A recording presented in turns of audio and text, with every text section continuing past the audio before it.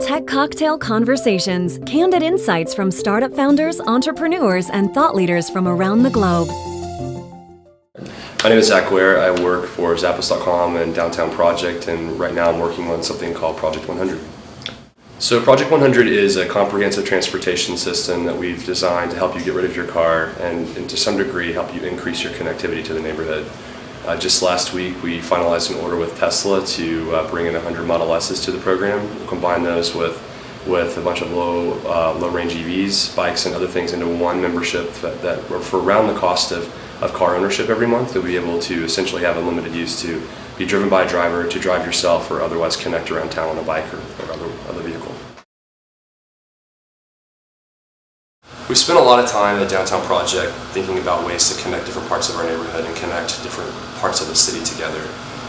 Going way back a couple of years, one of the first things we were thinking about is how to increase residential density, and the more we thought about it, the more we were looking for ways to hack that so that we could get the same output of a lot of people on the ground connecting with each other, colliding and doing cool things without having to have the infrastructure of 20 or 30-story buildings that take forever to build and cost a whole lot of money. So we wanted to find a way to equalize the access to the neighborhood for people who live 5 blocks from, let's say, a restaurant or bar with people who live 2 miles away.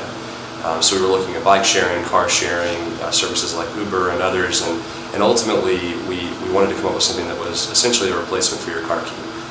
One membership, one application on your phone, one relationship that will allow you to essentially do whatever you need to do, whether it be get from one part of town to the other, get home from a bar, go grocery shopping, or go to LA for the weekend.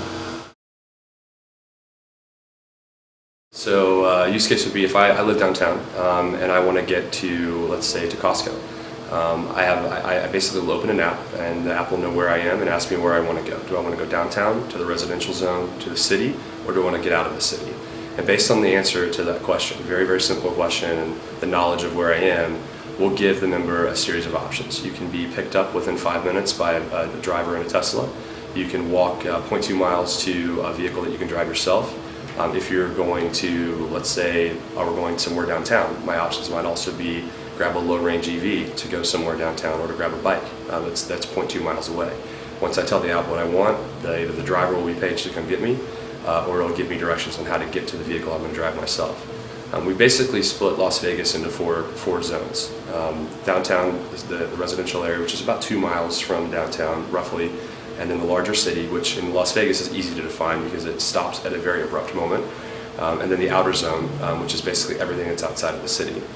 And so one of the reasons we need to know, for example, that you're leaving Las Vegas is if we were to just offer you a list of cars and the Tesla was on that list and you're like, yeah, I definitely want to drive a Model S, you would find quickly on your way to Salt Lake City that you have nowhere to charge the Tesla. So we have to know to some degree where you want to go so we can offer you the right vehicle for that use. We're essentially aiming to be the replacement for your car. And we don't want to put our members in a position to have to decide when they're on their way out of the door, which one of these services do I need to engage right now?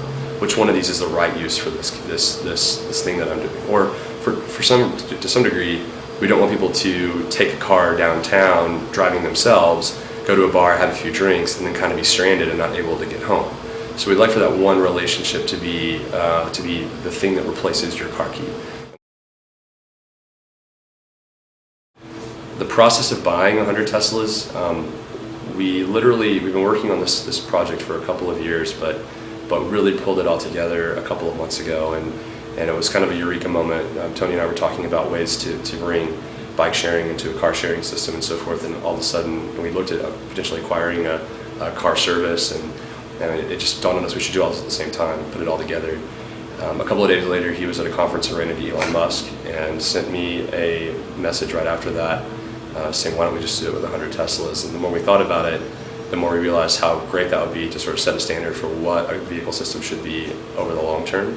Then we set about on a course for the next month or so to figure out how to buy 100 Teslas. And I have to tell you that the process of getting the way Tesla works, we literally placed the order this last Friday, and through the course of the day received 100 individual email confirmations of our order, just like you would if you bought like a t-shirt from Zappos one at a time. So it was really interesting to see those come in over the course of the day. But that's been kind of the coolest part of the process is getting to know their engineering team and and, you know, their project team, and having that relationship up front is just amazing.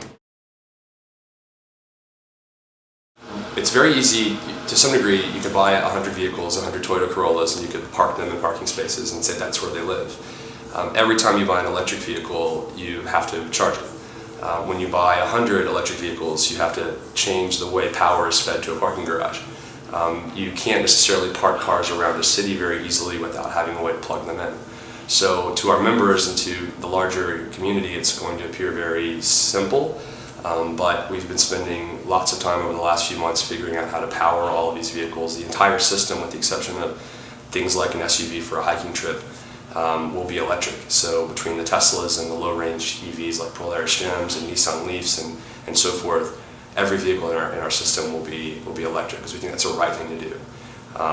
That is probably our biggest challenge right now, is developing the infrastructure to support those vehicles. Equally as large as the technology. We have to know where every vehicle is, what its charging status is, where it needs to go when it's returned, how to get a member picked up within 5 minutes. If we're building a system based on guarantees, we have to be able to meet those guarantees. So how can we guarantee that a member who's way on the edge of town can be picked up in 20 minutes? How do we know that there are going to be enough drivers on the road ready to help them out? Where do cars need to be? Where do bikes need to be? The technology behind this is gigantic, and we've spent quite a bit of time on it, and we're going to spend a lot more, but those two are our biggest challenges. We think the actual buying of the cars, turned out that took about 2 days. That wasn't terribly hard, but the next year is going to be all about building the systems and infrastructure to support it.